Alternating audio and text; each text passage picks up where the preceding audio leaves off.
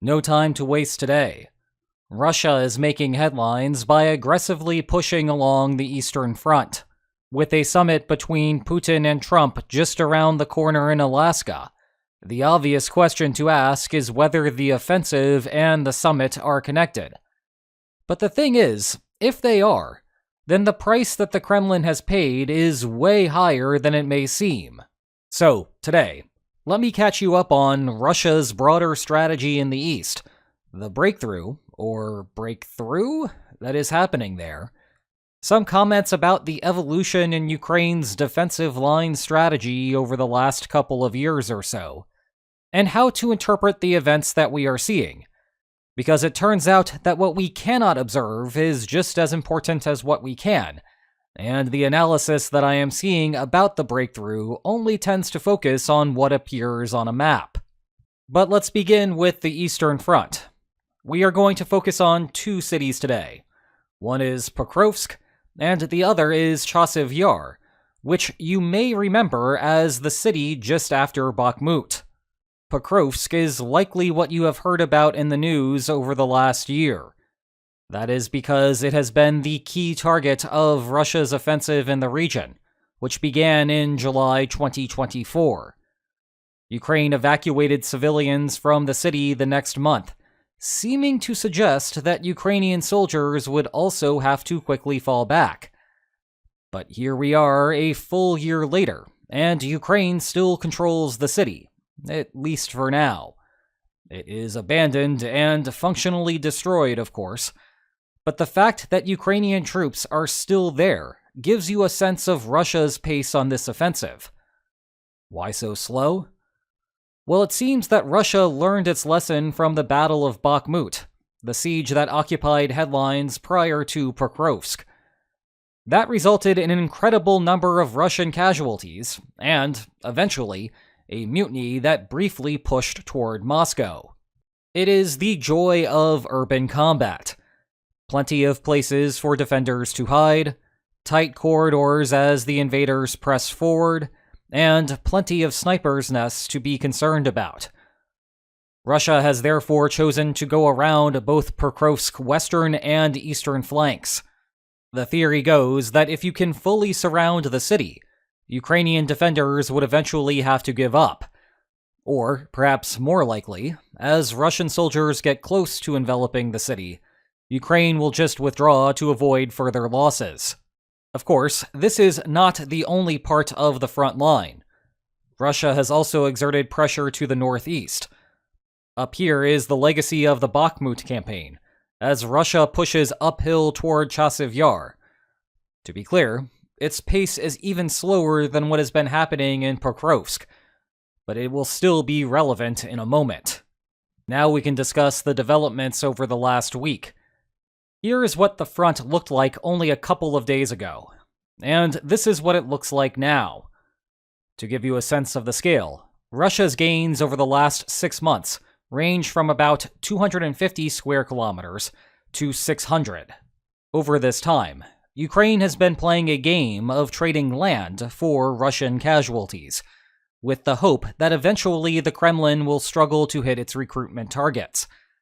At that point, Putin would have to terminate the offensive by default, sparing Ukraine from further losses. However, just this one push over the course of a couple of days has transferred 110 square kilometers. By all accounts, the underlying problem is a shortage of Ukrainian soldiers.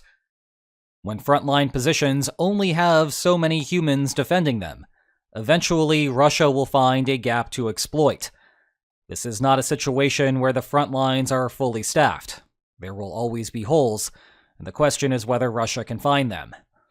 Indeed, this happens on a daily basis, which is how Russia has been gaining ground over the course of the whole offensive. What makes this particular situation special, though, is that it went much further than normal.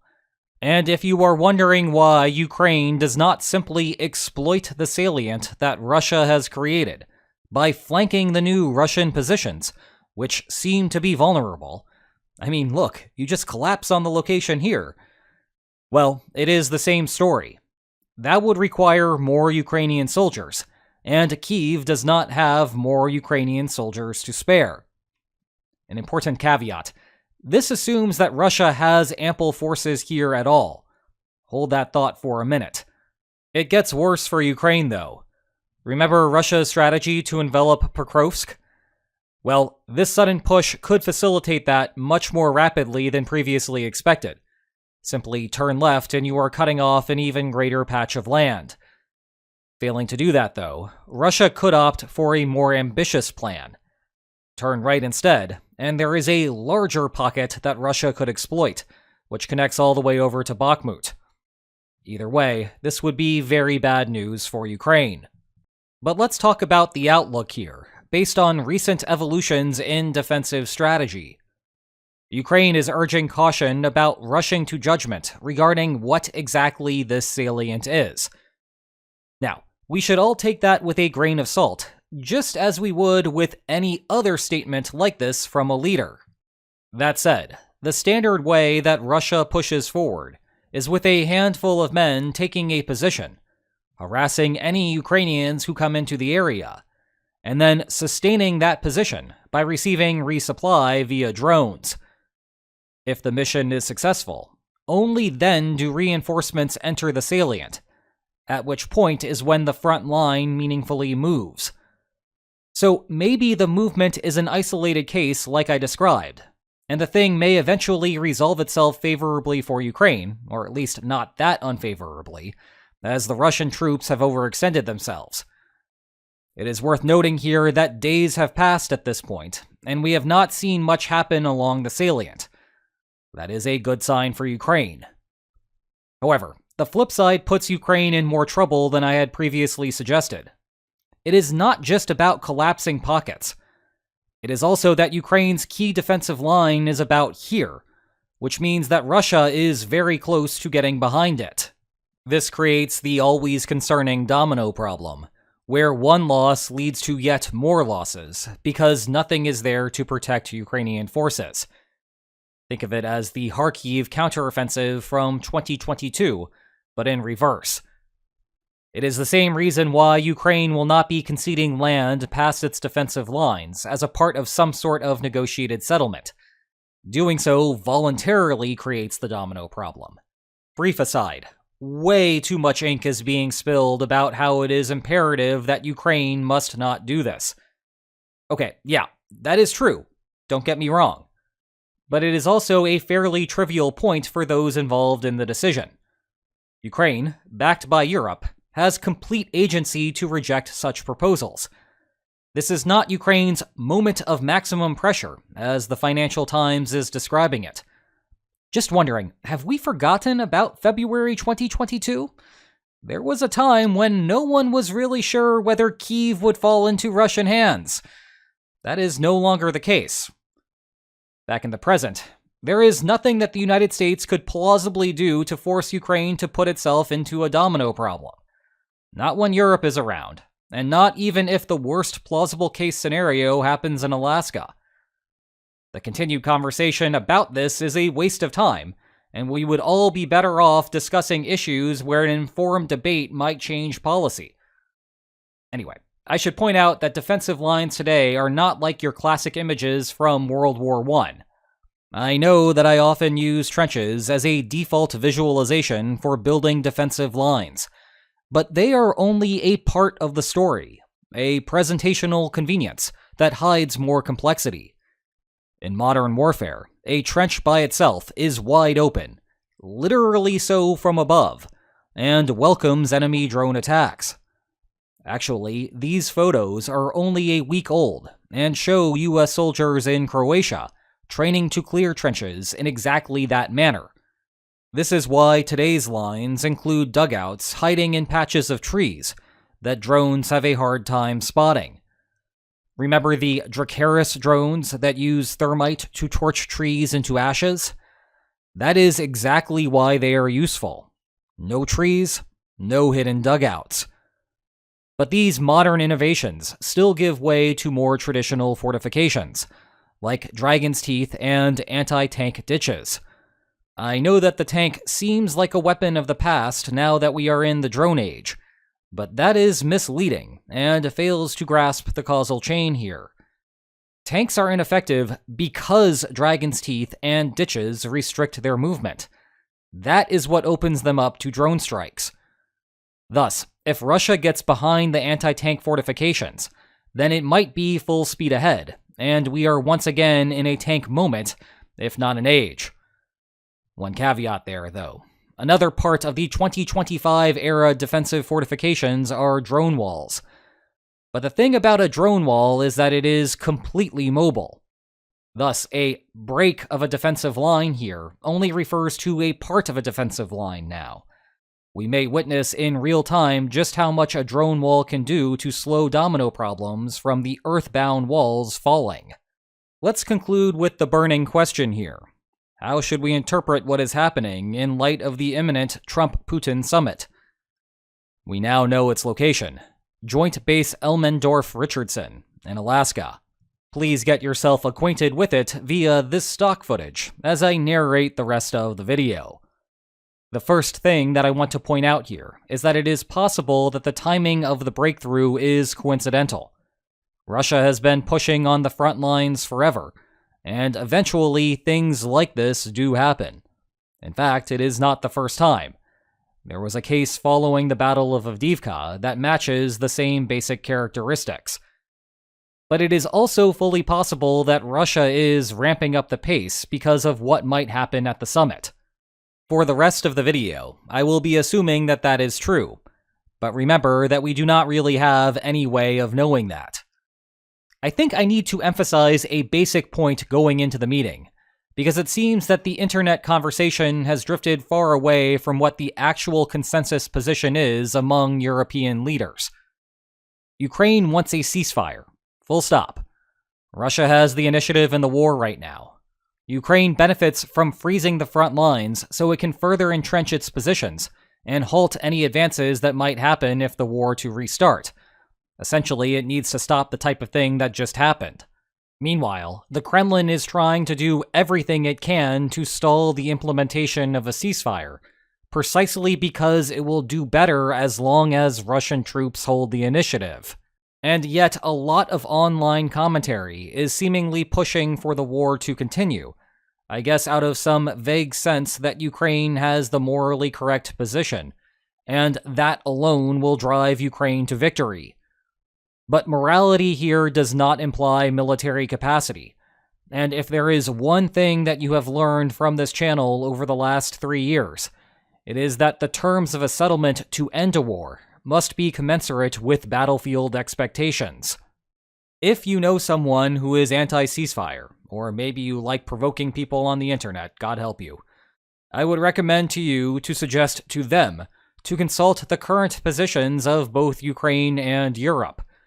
Those state leaders are more attuned to the military realities of the situation on the ground, and the actual trade-offs involving further Ukrainian casualties, which once more tells us that Ukraine benefits from a ceasefire here. Moreover, I must note that those improved entrenchments will enhance Ukraine's bargaining position once deeper negotiations begin. And if those negotiations fail, then Ukraine will be in a better position to win militarily later, which is exactly what the anti-ceasefire crowd wants anyway. Consequently, if a ceasefire comes out of the summit, then that is a win for Ukraine. Of course, if there are strings attached, then the associated losses may supersede the benefits. But it would take a lot of strings to get that far, and in any case, Ukraine can just veto them by continuing to fight. Hold that thought until tomorrow when we actually learn what will happen. The point is, imagine that Russia is concerned that the United States is going to enforce a ceasefire under threat of punishment to Russia. The path there could be more arms to Ukraine, primary sanctions, secondary sanctions, or whatever. Who knows? Maybe someone will finally start listening to Keith Kellogg. After all, that man had a logically valid plan that has effectively been thrown in the can for the last 7 months. If so, then Russia's initiative is effectively a waning asset. The Kremlin must use it or lose it. I know that this sounds crazy given how high Russia's casualty rates are, but it is possible for Russia to be even more reckless. The Kremlin holds back, though, at least to some degree, because those Russian soldiers may be put to better use at a later time. However, if there is no later time, then paying those higher costs may be worth it while there is still the opportunity. Now, that part may all seem straightforward, but I think that there is an implication here that gets lost in the shuffle. As a preface to this, let me say that in no way is the 110 square kilometers lost a good thing for Ukraine. It is not. The thing is, though, we only see where the lines on maps move. We do not see all of the places where Russia tried to press the front and failed. And if you think that Russia was actually trying to accelerate its plans under the summit deadline, then I can guarantee you that the one salient east of Pokrovsk was not the only place it tried. So what we do not know is just how many Russian soldiers died to get that 110 square kilometers of land. Because it was not just the casualties taken in that area. It was implicitly all of the other casualties taken in all of the other locations where Russia failed. I said earlier that more time should be spent discussing topics that could meaningfully change opinions. Well, this is one of those. Taking more territory right now out of an expectation that the front lines will freeze does improve Russia's bargaining position for that reason. But one should not take it as a meaningful signal of Russia's future ability to push the front line in the absence of a ceasefire, at least not past whatever domino effects may happen in the immediate aftermath.